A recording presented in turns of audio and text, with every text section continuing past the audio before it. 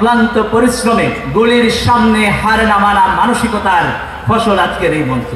আপনারা জানেন দীর্ঘ 16 বছর ধরে চলা যে জুলুম অনিয়ম চলেছে পিলখানায়, শাপলায়, আজ জুলাইয়ে আপনারা জানেন আল্লামা সাঈদীর রায়ের দিন যে বিচারিক হত্যাকাণ্ড হয়েছে, আপনারা জানেন মোদী বিরোধী আন্দোলনে যে হত্যাকাণ্ড হয়েছে। এই সমস্ত নির্যাতন জুলুমের সাক্ষী, এই সমস্ত জুলুম নির্যাতনের সাক্ষী যে পরিবারগুলো, তাদের আত্মত্যাগের ফসল আজকের এই মঞ্চে। আপনারা জানেন আমরা এই মঞ্চে এসে দাঁড়িয়েছি অসম্ভব ভার নিয়ে, কাঁধের উপর অনেক বড় দায়িত্ব নিয়ে। কারণ শহীদ আহতদের যে দায়বদ্ধতা আমরা ফিল করি, শহীদ আহতদের পরিবারের প্রতি আমাদের যে অনুভূতি কাজ করে, সেই অনুভূতিকে নিয়ে সামনের দিনে এগিয়ে যাওয়া, বাংলাদেশে শহীদ এবং আহত পরিবারের দাবি পূরণ করার জন্য আন্দোলন করতে হয়, এটা লজ্জাজনক।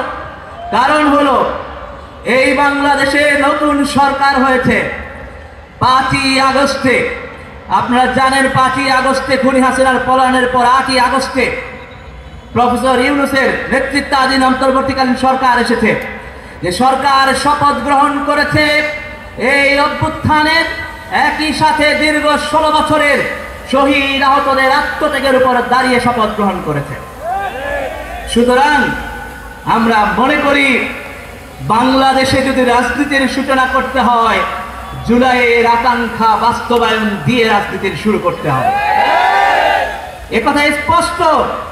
জুলাইয়ের আকাঙ্ক্ষার বাস্তবায়ন বলতে আমরা জুলাইয়ের ঘোষণাপত্র চাই।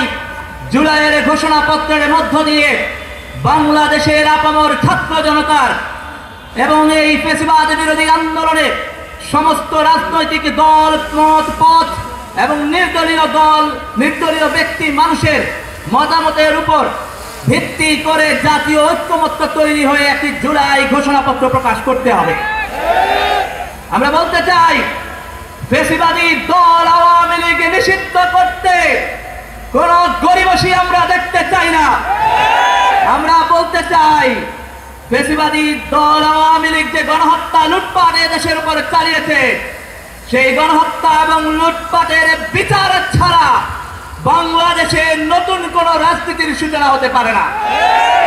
বাংলাদেশের রাজনীতির সূচনা বিন্দু হলো জুলাই এবং জুলাই এবং জুলাই। আপনারা জানেন বাংলাদেশের মানুষে ঘৃণা ভরে ফ্যাসিবাদ এবং আধিপত্যবাদকে প্রত্যাখ্যান করেছে। তাই বাংলাদেশের হৃদয়ের স্লোগান হয়ে দাঁড়িয়েছে দিল্লি না ঢাকা, দিল্লি না ঢাকা। এটাই বাংলাদেশের মানুষের হৃদয়ের স্লোগান। সুতরাং আধিপত্যবাদী শক্তিকে বুঝতে হবে ন্যায্যতা, সাম্য এবং বন্ধুত্বপূর্ণ সম্পর্কের ভিত্তিতে পারস্পরিক সম্পর্ক হবে। সেই রায় বাংলাদেশের মানুষ 36শে জুলাই দিয়ে দিয়েছে। সুতরাং এই কথা স্পষ্ট, জুলাইয়ের আকাঙ্ক্ষা বাস্তবায়ন করাই হবে ইউনাইটেড পিপলস বাংলাদেশ তথা বাংলাদেশের প্রাথমিক লক্ষ্যমাত্রা। এই আকাঙ্ক্ষা বাস্তবায়ন করার মধ্য দিয়েই আমরা এই বাংলাদেশের রাজনৈতিক অঙ্গনে বার্তা দিতে চাই যে বাংলাদেশে জুলাইকে সামনে নিয়েই রাজনীতি তৈরি করতে হবে এবং জুলাইয়ের আকাঙ্ক্ষার আলোকে সমস্ত দলের, সমস্ত ব্যক্তির মতের মানুষের জুলাইয়ের আকাঙ্ক্ষাকে ধারণ করেই নতুন বাংলাদেশের রচনায় গঠনে এগিয়ে যেতে হবে। সুতরাং দেখুন, আমরা বাংলাদেশে দীর্ঘমেয়াদে বলতে চেয়েছি, বাংলাদেশে আমরা বিদ্যমান রাজনৈতিক সংস্কৃতির পরিবর্তন চেয়েছি। এই পরিবর্তনের চাওয়া তো জুলাইয়ের সহযোদ্ধা, জুলাইয়ের লড়াকু সবার।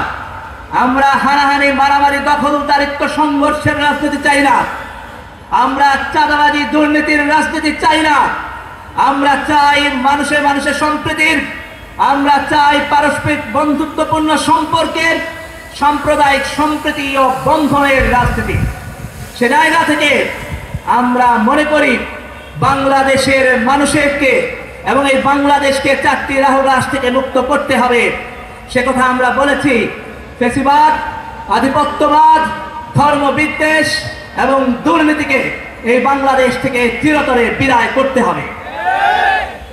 এবং আমরা বলতে চাই আপনারা জানেন বাংলাদেশের মানুষের মধ্যে যে সাম্প্রদায়িক সম্প্রীতি রয়েছে তা বারবার ভাঙার চেষ্টা করা হয়েছে। এই জুলাইয়ের আন্দোলনে আমরা দেখিয়ে দিয়েছি যে বাংলাদেশের কোনো ধর্ম নাই, সমস্ত ধর্মের মানুষ এই আন্দোলনে শাহাদাত বরণ করতে এগিয়ে এসেছেন।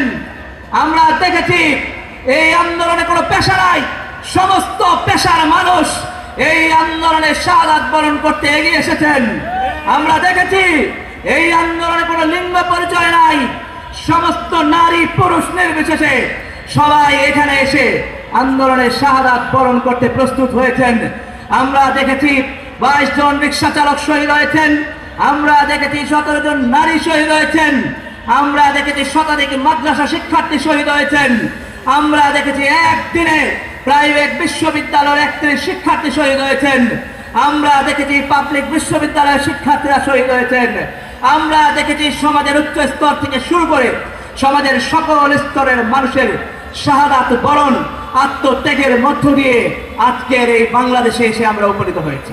এই সমস্ত শহীদের আত্মত্যাগের উপর দাঁড়ানো শপথের উপর আমরা ইউনাইটেড পিপলস বাংলাদেশের যাত্রা রচনা করেছি।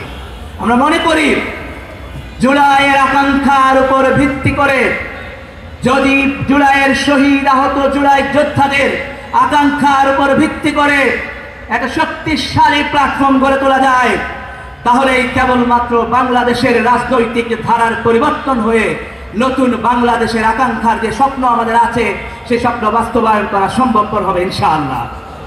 আপনারা আছেন তো সাথে সে লড়াইয়ে? আপনারা আছেন সাথে সে লড়াইয়ে? সবাইকে ধন্যবাদ জানাই। আমি এই মুহূর্তে ঘোষণা করছি, আপনারা জানেন মার্চের 16 তারিখে আমরা যখন ঘোষণা করেছিলাম একটি জুলাই গণ অভ্যুত্থান শক্তির নতুন একটি প্ল্যাটফর্ম আসছে, সারা দেশের মানুষ আশাব্যঞ্জকভাবে আমাদের দিকে তাকিয়েছিলেন, রেসপন্স করেছেন। আমরা সবাইকে নিয়ে, সবাইকে সাথে নিয়ে নতুন বাংলাদেশের পথে যাত্রা করতে চাই। ইউনাইটেড পিপলস বাংলাদেশ বা আপ বাংলাদেশ আহ্বায়ক কমিটি আমি ঘোষণা করছি। সম্মানিত উপস্থিতি, ইউনাইটেড পিপলস বাংলাদেশ আপ বাংলাদেশ কেন্দ্রীয় আহ্বায়ক কমিটির মূল অর্গানোগ্রাম ঘোষণা করছি। আহ্বায়ক আলী আহসান জুনায়েদ, সদস্য সচিব আরিফিন মোহাম্মদ হিজবুল্লাহ,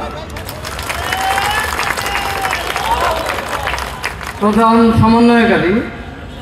সমন্বয়কারী রাফে সালমান রিফাত,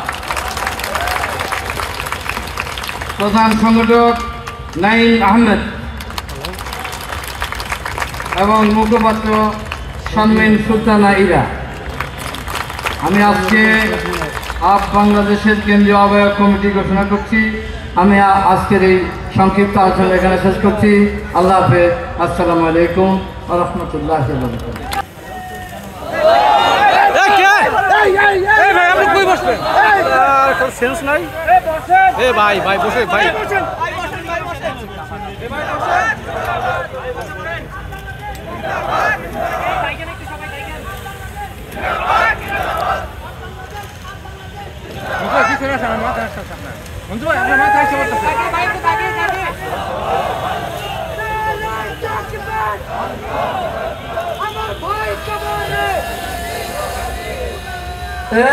দিল্লি না ঢাকা, দিল্লি না ঢাকা, আওয়ামী লীগের ঠিকানা এই বাংলায় হবে না, দুনিয়া সিনার ঠিকানা।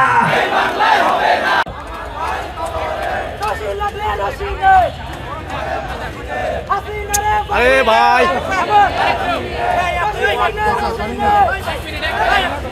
হাসিনা রে ফাঁসি দাও।